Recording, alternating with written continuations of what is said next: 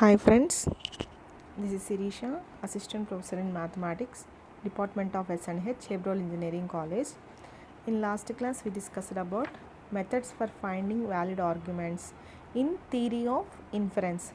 In that first method is validity using truth tables and also discussed rules of inference. So in rules of inference we have discussed rule P, rule T. So what is rule P? A premises may be introduced at any point in the derivation. Premises may be introduced at any point in the derivation is called rule P. Rule T. So a formula S may be introduced in a derivation if S is tautologically implied by one or more of the preceding formulas in the derivation is called rule T. So what is rule CP? So rule CP stands for rule of conditional proof. Rule CP stands for rule of conditional proof. It states that if we can derive a formula Q from P and set of premises, then we can derive P implication Q from the set of given premises. Okay. So in today class we derive some problems on rule of inference. So first problem, demonstrate that R is valid inferences from the premises P implication Q, Q implication R and P. So in this given premises are P implication Q, Q implication R and P. From these premises we have to derive the conclusion R. From these premises we have to derive the conclusion R. So these are the given premises P implication Q, Q implication R, P. Using these given premises, therefore R have to conclusion. We have to derive the conclusion R. So first step 1, introduce the given premise P implication Q. So this is given premise, so it is rule P. Okay. So in second step we introduce another given premise P, rule P. So from 1 and 2 steps we applying modus ponens rule. So what is modus ponens rule? P comma P implication Q, P comma P implication Q, which gives the conclusion Q, that is derived formula rule T from 1 and 2 steps by applying the rule modus ponens, and in fourth step we introduce another given premise Q implication R, which involves the Q variable. Okay. So from 3 and 4th steps we derive the formula R, that is rule T, by applying the formula modus ponens Q comma Q implication R, which gives the conclusion R from 3 and 4th steps. So this is our required conclusion. Okay. So given premises here P implication Q, Q implication R and P. From these given premises we have to conclude R. So in that first we introduce the given premise P implication Q, so that is rule P. Again we introduce given premise P, that is also rule P. From these two steps, 1 and 2 steps, we derive the formula Q, rule T, by the rule modus ponens P comma P implication Q, which derive the formula Q, that is rule T, by the formula modus ponens from the steps 1 comma 2. Okay. So in fourth steps we introduce another given premise Q implication R, so that is rule P. So from 3 and 4th steps again we apply modus ponens rule Q comma Q implication R, which gives the conclusion R. So this is derived formula, so it is rule T. By applying modus ponens rule for 3 and 4th steps. Okay. Next one, show that SRR is tautologically implied by P or Q and P implication R and Q implication S. From these given premises, we have to derive the conclusion SRR. So here given premises are PRQ, P implication R, Q implication S. We have to derive the conclusion SRR. So first we consider the given premise PRQ. This is rule P. So from step 1 we derive the formula negation P implication Q. So this is derived formula, so we mention rule T from first step by applying the equivalence relation PRQ, which is equivalent to negation P implication Q. PRQ, which is equivalent to negation P implication Q. This is standard equivalence formula. Okay. So next we introduce another premise, another given premise which involve Q. In given premise is Q implication S. So Q implication S we introduce here. So that is a given premise. So we mention rule P. From 2 and 3 we derive the formula negation P implication S. Negation P implication S by the rule hypothetical syllogism. By the rule hypothetical syllogism. So the derived formula is negation P implication S. So that is rule T from 2 and 3 steps by using hypothetical syllogism. Okay. So next in 5th step we write contrapositive statement of negation P implication S. So what is contrapositive statement of P implication Q? Negation Q implication negation P. So here we write negation Q, negation of negation S implication negation of negation P. So negation of negation P is P by negation law. So we derive the formula negation S implication P. This is derived formula. So here we mention rule T from 4th step by applying contrapositive condition. Okay. Next we introduce another given premise P implication R. This is rule P. So next we derive the formula from 5 and 6th steps negation S implication R. Here we are applying hypothetical syllogism, that is P implication Q, Q implication R, which gives P implication R. So in place of P we are having negation S implication R. So this is derived formula. So rule T from the steps 5, 6 by the law hypothetical syllogism. Okay. So from 7th step we derive the formula SRR. So that is derived formula rule T from the step 7 by applying the equivalence relation negation P implication Q, which gives PRQ. So in place of P we are having S, in place of Q we are having R. So finally we derive the formula SRR. So this is our required conclusion from the given premises. Okay. Next one, show that RRS following logically from the premises C or D. C or D implication negation H, negation H implication A and negation B,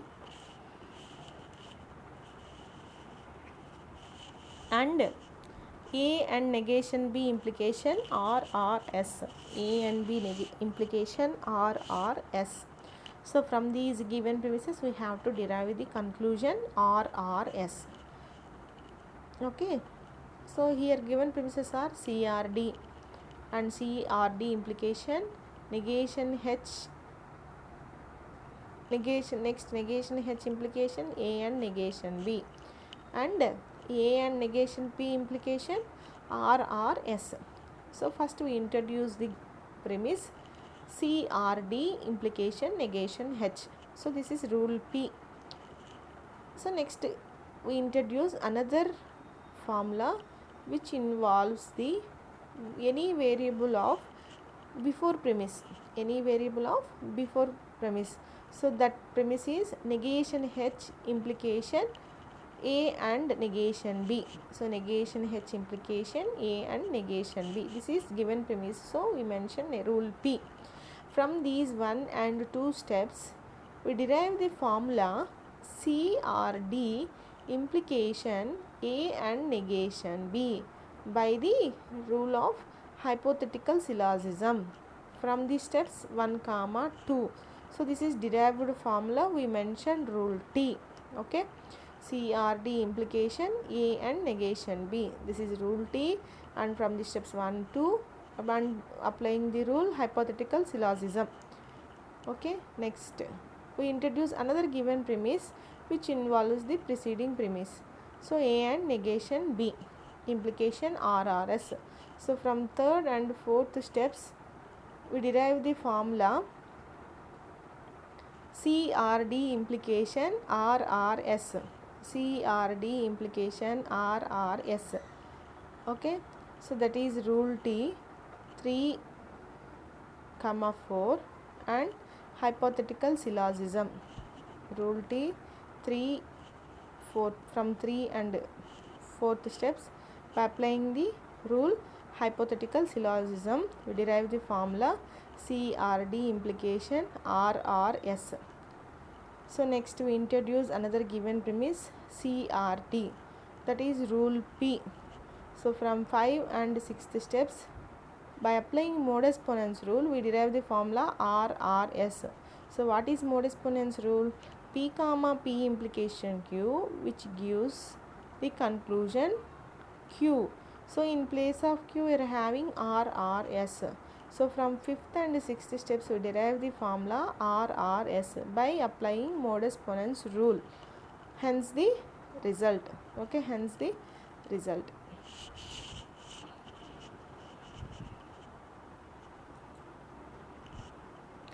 Next problem, show that SRR is tautologically implied by PRQ and P implication R and Q implication S.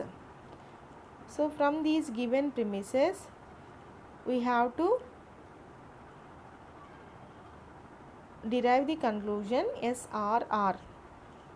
So in solution, first we consider the premise PRQ, that is rule P. From this we derive the formula negation P implication Q, rule T from first step by applying the standard formula, standard equivalence formula P implication Q which is equivalent to negation PRQ. So in place of P we are having negation P implication Q. Okay, so next we introduce another given premise Q implication S which involves the variable of any variable of the above preceding premise. So that is Q. So Q implication S, rule P. From these two steps 2 and 3 by applying hypothetical syllogism we derive the formula negation P implication S. So that is rule T from 2 and 3 steps and hypothetical syllogism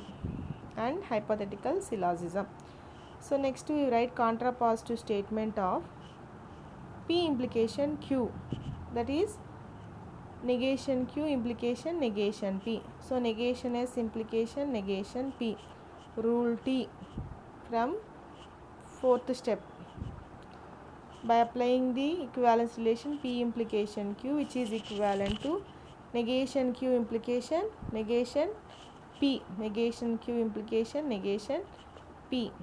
Okay, so next we introduce another given premise, that is P implication R. So that is given premise, so rule P. From 5 and 6th steps we derive the formula negation S implication R, that is rule T from 5 and 6th steps by using hypothetical syllogism. So from 7th step we derive the conclusion SRR, that is derived formula. So rule T from the 7th steps by applying the equivalence relation P implication Q, which is equivalent to negation P R Q. By applying this standard formula we derive the conclusion SRR. So hence the result. Next, another example. Show that R and PRQ is a valid conclusion from the premises PRQ, Q implication R, P implication M and negation M. From these given premises, we have to conclude R and PRQ. So in solution, first let us consider the premise P implication M.